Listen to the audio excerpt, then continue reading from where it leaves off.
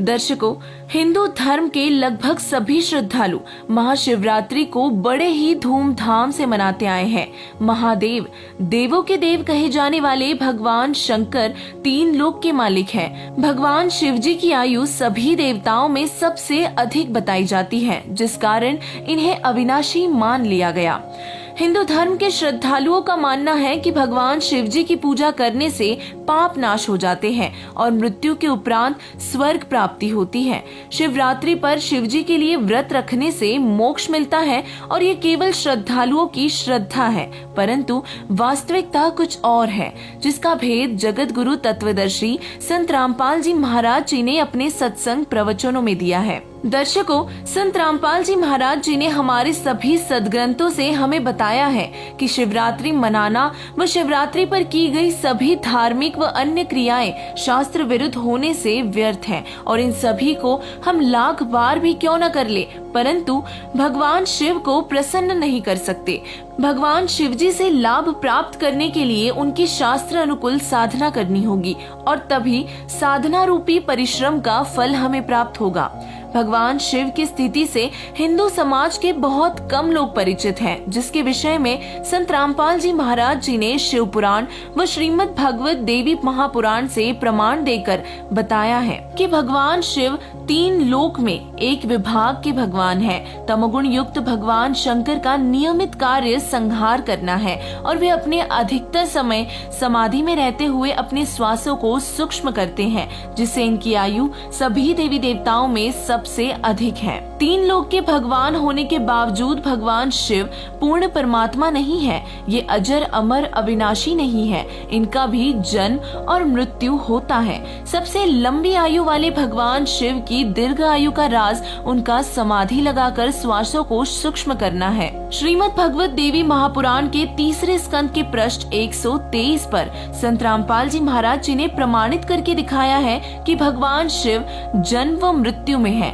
वे स्वयं स्वीकार कर रहे हैं कि उनकी उत्पत्ति माता दुर्गा से हुई है और वे अविनाशी नहीं है। इससे स्पष्ट होता है कि भगवान शिव जी पूर्ण परमात्मा नहीं है। शिवरात्रि वाले दिन अधिकतर लोग व्रत रखते हैं और व्रत को लेकर भी संत रामपाल जी महाराज जी ने गीता जी से प्रमाण दिया है। श्रीमद् भगवत गीता अध्याय 6 के 12वें श्लोक में पूरी तरह से स्पष्ट है कि जो बिल्कुल नहीं खाते यानी कि व्रत रखते हैं और जो अधिक खाने वाले हो, उनका मोक्ष संभव नहीं है।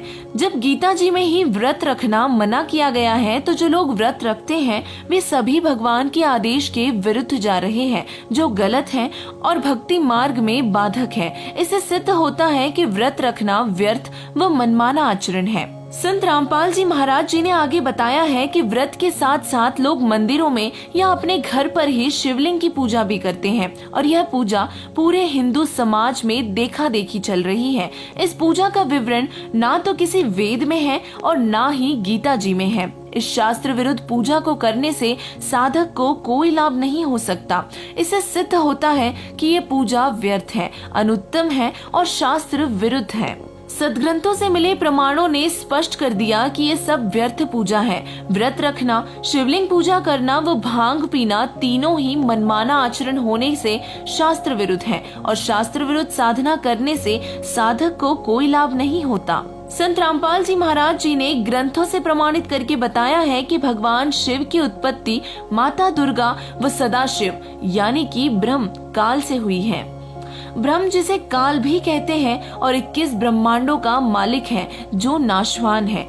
गीता अध्याय 15 श्लोक 16 और 17 में तीन प्रभु के विषय में बताया है। क्षर पुरुष जिसे ब्रह्म अर्थात काल भी कहते हैं, जो 21 ब्रह्मांडों का मालिक है। अक्षर पुरुष जिसे अक्षर ब्रह्म अर्थात पर ब्रह्म भी कहते हैं, ये 7 संघ ब्रह्मांड का मालिक है और ये दोनों ही नाशवान प्रभु बताए हैं। और तीसरा परम अक्षर ब्रह्म, जो कि कुल का मालिक है, असंख्य ब्रह्मांडों का मालिक है और सारी सृष्टि का रचनहार है, वो अविनाशी भगवान है। इससे स्पष्ट हुआ कि भगवान शिव पूर्ण परमात्मा नहीं है। उनसे ऊपर ब्रह्म, पर ब्रह्म और परम अक्षर ब्रह्म है। क्षर ब्रह्म वो अक्षर ब्रह्म नाशवान प्रभु है और परम अक्षर ब्रह्म ही सुप्रीम गॉड है और उनका नाम कबीर है।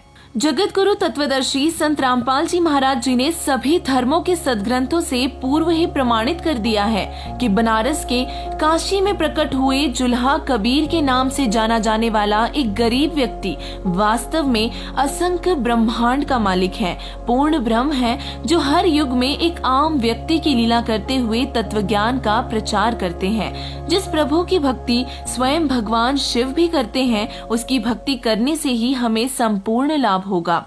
तो आप सभी से निवेदन है कि पूर्ण परमात्मा कबीर साहिब जी व पूर्ण संत सदगुरु रामपाल जी महाराज जी की शरण में आने से आपको वो सही भक्ति विधि प्राप्त होगी जिसके करने से भगवान शिव व अन्य देवी देवता हमें सभी तरह के लाभ देंगे।